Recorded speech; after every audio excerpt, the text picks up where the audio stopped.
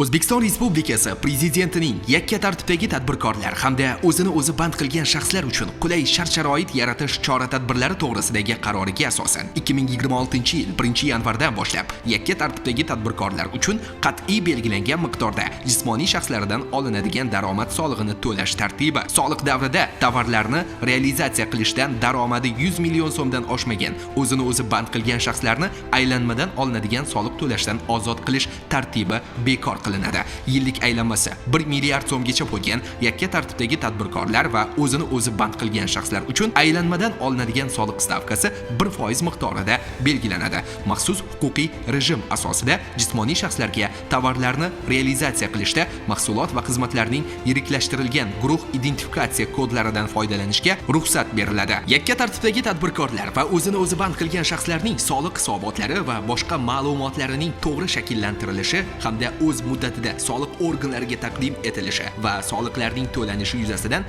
javobgarlik to'lov tashkilotlari zimmasiga yuklatiladi.